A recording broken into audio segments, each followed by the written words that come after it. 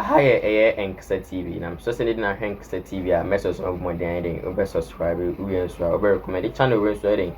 I'm a for sale made on behead of course. Where Enksa TV. Enksa TV, the news in Mutiapo, the more down at the brother, the Bremo. So we swear. But more than anything, Emia Adomane Dasson, Senebea, Yadin Simbreading, Ebetuja, when you be idling. Actually.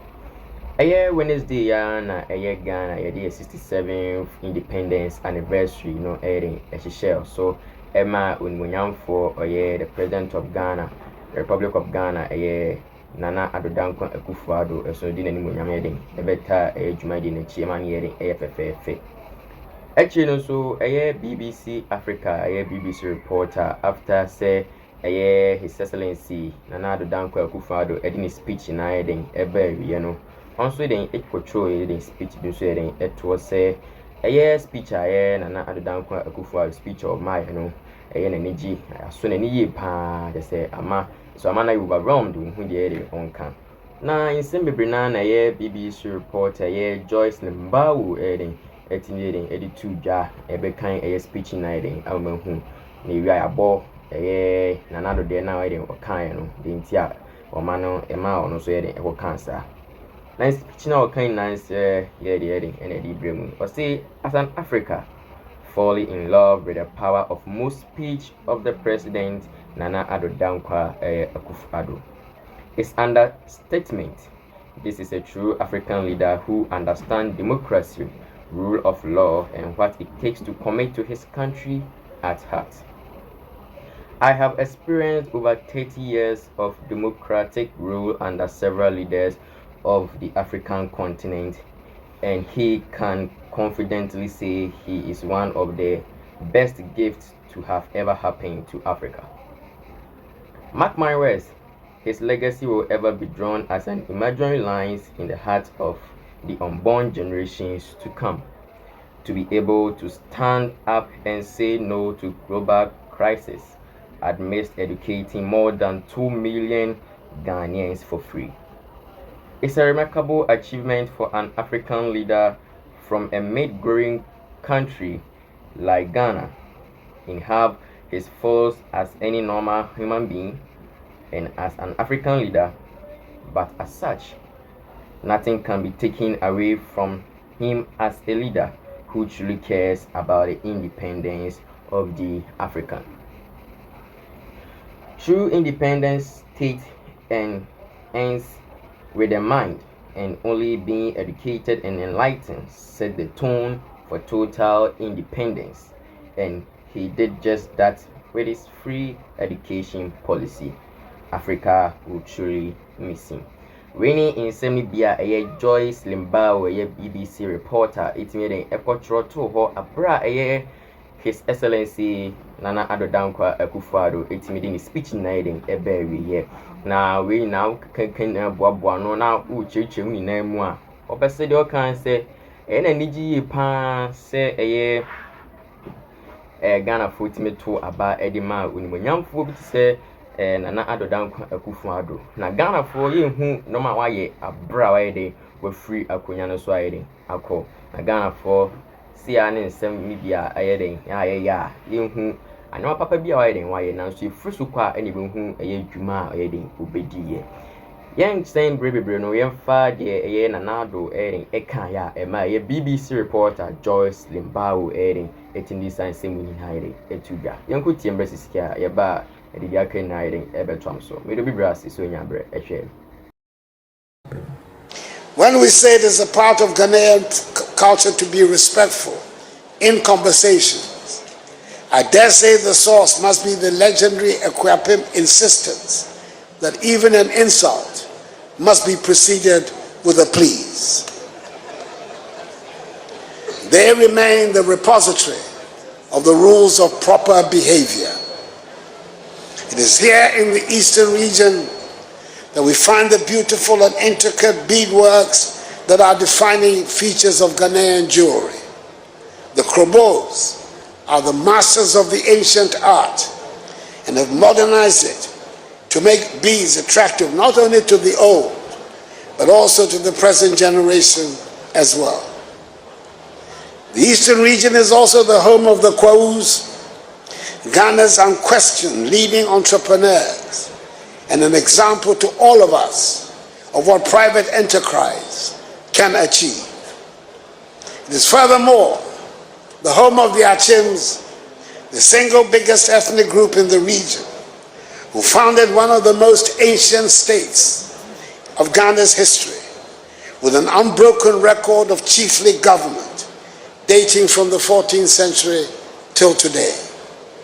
It is home too of the Akwamus, whose renowned military exploits extended to freeing Christiansborg Castle from the control of the Danish. I've mentioned specific groups that make up the eastern region, but as I stated earlier, it is a region where the whole of Ghana merges into a melting pot and lives in harmony, and different groups feed on the strength of each other for the good of the whole. This is the same scenario that is played on the national scene, where different people have come together to form the Ghanaian nation and a national identity for the past 67 years. Fellow Ghanaians, we have good reason to choose as our theme and to celebrate our democracy, our pride, at this 67th anniversary of our independence. We are a democratic nation, and not every country can make such a claim. It is important to note that the democratic system of government we have today was not given to us at independence. More than 100 years of British rule had not prepared us in any way for democracy. There is nothing democratic about colonial rule, and whatever we have today, we have worked out for ourselves. All the defining elements of a democracy that are part of our governance architecture today, we have had to fabricate ourselves. Everything we know about elections today, and we know quite a bit, we have learned through hard practice, and in the past 31 years, we have been stable. We've not got a perfect system, but every time we've had elections during this Fourth Republic, it has been an improvement on the previous occasion. We have still a lot more to learn, especially when it comes to the tolerance of opposing views. But we also know that we dare not relapse, as there are many examples of countries that have disintegrated into chaos as a result of disputed elections. We know that technology is a useful tool that we must embrace to make the electoral process more transparent. But we are very much aware that technology also now makes it possible and easier for the deliberate manipulation and propagation of falsehood to influence public opinion. When it comes to free speech and a vigorous media as indicators of a working democracy, I believe we can say we are doing well.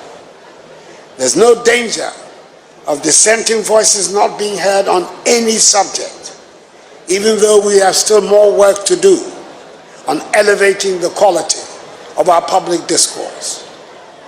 We take our disputes to the courts for adjudication and resolution, and the judicial system operates within agreed and acceptable rules. When we look around our neighborhood, we might be tempted to think that our work is done, but we Ghanaians have never been known to settle for mediocrity. We aim for the best in every field. We should compare ourselves with the best that there is, and not settle for anything less. For as long as there is poverty and injustice anywhere in Ghana, our work is not done. On a day like this, we should pay homage, of course, as I have done to our forebears and the elders who fought for independence, and worked through the years to establish all that we have to be proud of today. But our attitude should always be that there are better days ahead, and work towards that, instead of yearning for some bygone good old days. The greatest challenge remains the provision of good quality education to all of Ghana's children and young people. We have a lot to be proud of, but we have more work to do. I'm happy that through the implementation of the free senior high school policy, we're removing financial barriers to education, unlocking the potential of thousands of young Ghanaians, and laying the foundation for a brighter future for our country.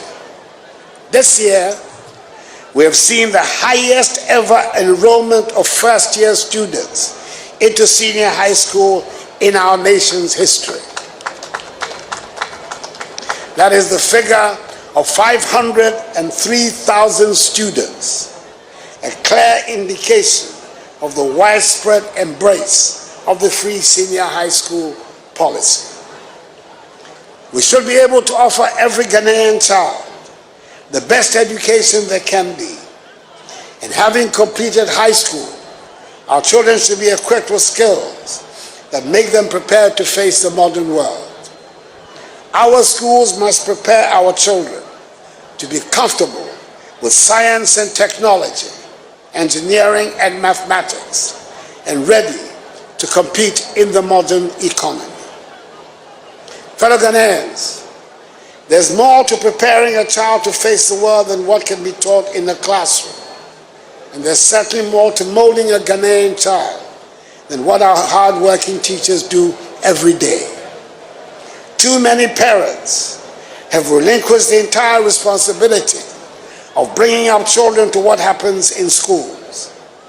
I do not refer only to our music, dance, food, language, and fashion that form the basis of our cultural identity. I refer to the values that set us apart as Ghanaians.